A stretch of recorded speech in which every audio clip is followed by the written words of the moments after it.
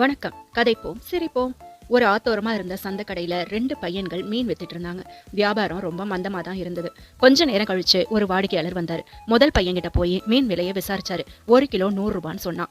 கொஞ்ச தூரத்துல 2வது பையனும் அதே வகையான மீனை வச்சிட்டு இருந்ததால அவங்கிட்ட போய் இந்த விலைக்கு குறைவா கொடுக்க சொல்லி பேரம் பேசி வாங்கிடலான்னு நினைச்சு அவங்கிட்ட போனாரு. விலை என்னன்னு விசாரிச்சப்போ அவன் சொன்னா மீன் விலை 1 கிலோ 500 ரூபான்னு. விலையை கேட்டு திடுக்கிட்டு போன அவரு, என்னப்பா இது, அந்த பையனும் இதே மாதிரி மீன் தான் வச்சிருக்கான், அவனோட விலை 100 ரூபான்னு மட்டும் தான் சொன்னா, நீ அதே மாதிரி மீனுக்கு 500 ரூபாய் சொல்றியே, இது நியாயமா அப்படின்னு கேட்டாரு.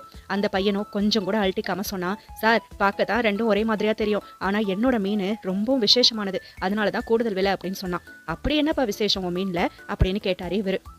சார், இது புத்திசாலியான மீன், இதை சாப்பிட்றவங்களும் நாளடைவில் புத்திசாலி ஆயிடுவாங்க, அதனாலதான் இவ்வளோ வேலை அப்படின்னு சொன்னாரு. உண்மையாவா அப்படின்னு ஆச்சரியப்பட்டாரு அந்த வாடிக்கையாளர். வாங்கி பாருங்க சார், உங்களுக்கே தெரியும் அப்படின்னு சொன்னா.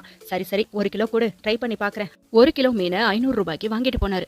அடுத்தடுத்து தொடர்ந்து 6 நாட்களுக்கும் அதே மீனை அதே பையன்கிட்ட அதே விலைக்கு வாங்கிட்டு போய் சாப்பிட்டுட்டு வந்தாரு. புத்திசாலித்தனத்துல ஏதாவது முன்னேற்றம் வந்துச்சான்னா எதுவுமே வரல. அப்பதான் அவருக்கு புரிஞ்சது, புத்திசாலி மீனுன்னு அந்த பையன் சொன்னது எல்லாம் வெறும் பித்தலாட்டம்னு. ரொம்ப கோவம் வந்துருச்சு அவருக்கு. இன்னைக்கு அவனை போய் உண்டு இல்லைன்னு பண்ணிடுறேன் பாரு அப்படிங்கிற தீர்மானத்தோட அந்த சந்தைக்கு போனாரு.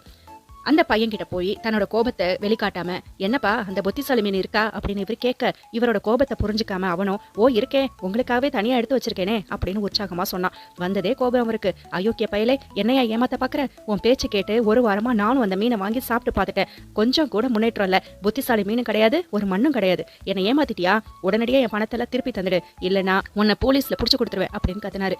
பையனும் கொஞ்சம் கூட அழட்டிக்காம பதில் சொன்னான். சார், இங்க பாருங்க, இதே மீனை புத்திசாலி மீனுன்னு நான் 1 வாரத்துக்கு முன்னால சொன்னப்ப நீங்க அதை எதிர்க்கவே இல்லை. இப்ப பாருங்க, 1 வாரத்திலேயே இது புத்திசாலி மீன் இல்லைங்கிறத நீங்களே கண்டுபிடிச்சிட்டீங்க. என்ன பிரமாதமான முன்னேற்றம் இல்ல, இதை போய் முன்னேற்றம் இல்லைன்னு சொல்றீங்களே சார், தொடர்ந்து சாப்பிடுங்க சார், இன்னும் பிரமாதமா முன்னேற்றம் கிடைக்கும் அப்படின்னு சொன்னானே. பார்க்கலாம் வாடிக்கையாளருக்கு அடுத்தது பேச்சு வருமா?